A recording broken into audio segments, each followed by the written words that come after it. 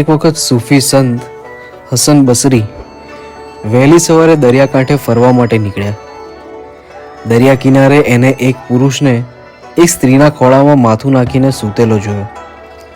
બાજુમાં જ એક દારૂની ખાલી બોટલ પણ પડી હતી. સંત હસન બસરી ખૂબ દુઃખી થયા. એ વિચારવા લાગ્યા કે આ માણસ પણ કેવો કામાંધ છે. સવારના પહોરમાં દારૂ પીને સ્ત્રીના ખોળામાં માથું મૂકીને પ્રેમાલાપ કરે છે. થોડી વારમાં સમુદ્રમાંથી બચાવો બચાવોની બૂમો સંભળાઈ. સંત હસને જોયું કે એક માણસ દરિયામાં ડૂબી રહ્યો છે, પણ પોતાને તો તરતા આવડતું નહોતું, એટલે એ જોવા સિવાય બીજું કંઈ કરી શકે એમ નહોતા. સ્ત્રીના ખોળામાં માથું મૂકીને સૂતેલો પેલો પુરુષ ઊભો થયો અને ડૂબતા માણસને બચાવવા એ સમુદ્રમાં કૂદી પડ્યો. થોડી વારમાં તો એ પેલા માણસને બચાવીને સમુદ્ર કિનારે લઈ આવ્યો.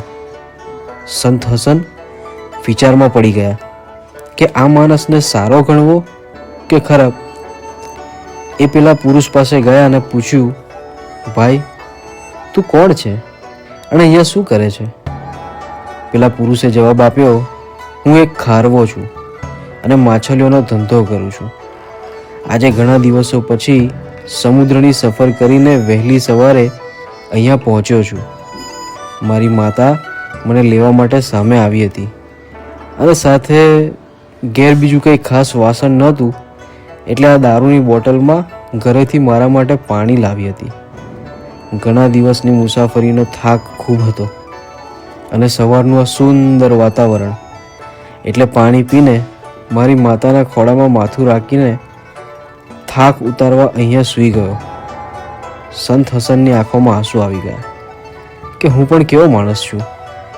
જે કંઈ જોયું એ બાબતમાં કેવા ખોટા વિચારો કરવા લાગ્યો, જ્યારે હકીકત એ કંઈક જુદી જ હતી.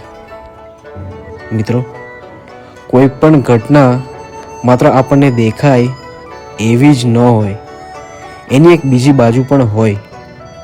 આપણે આ બીજી બાજુનો વિચાર કર્યા વગર જ આપણો પ્રતિભાવ આપીએ છીએ અને પછી પસ્તાવો થાય છે. ટ્રાફિકની લાઇટની જેમ આપણે પણ પહેલાં થોભીએ, પછી વિચારવું જોઈએ અને પછી જ પ્રતિભાવ આપવો જોઈએ.